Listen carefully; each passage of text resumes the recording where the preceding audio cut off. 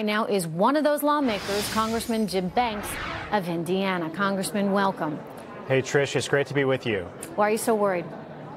Well, I do have to say I agree with Governor Huckabee. We can't keep doing what we're doing and allow trade deficits to continue to grow. But the worst thing that we can do is to impose tariffs on steel and aluminum. The last Republican president who did what President Trump is proposing to do, President Bush in 2002 imposed tariffs. We lost 200,000 jobs, billions of dollars in the American economy, and a year later, the Congress and the president revoked those tariffs from 2002. You really and truly think that it was because of the tariffs?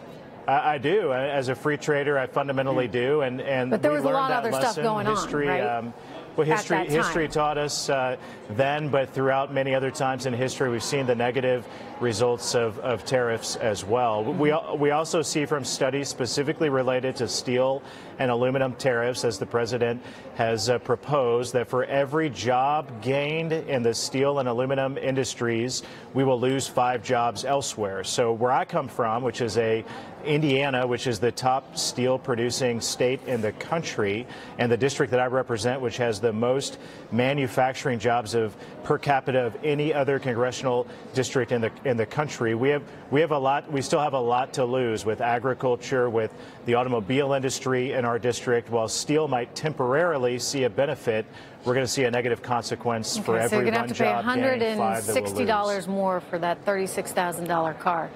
I'm willing to pay it. I bet you a lot of Americans are willing to pay it to know that our industry is protected, to know that a strategic industry that's important in, say, times of war is protected. The other thing, Congressman, you're not thinking about necessarily here is that there will be exemptions for countries who are playing fair.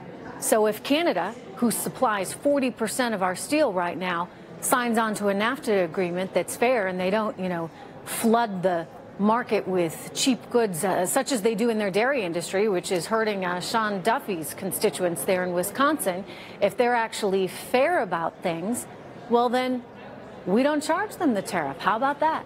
Well, you make a good point, Trish. And at the end of the day, you're conceding that the American people are going to see rising prices, whether they're buying a new car or whether they're buying a new gallon of milk. And that's the second and third order effect of a trade war that can occur between us and other nations due to tariffs that will increase the cost of goods, not just related to steel and aluminum, but when we see the effect that will have on agriculture, on farmers in places like my district in Northeast Indiana, that's a negative consequences. That means that the consumers are going to pay more. We've had zero, nada, zip, like for 8 years, no inflation, despite everything our Federal Reserve has done. Don't you think that's a little weird? Can't we use a little so that we buy today instead of 6 months from now?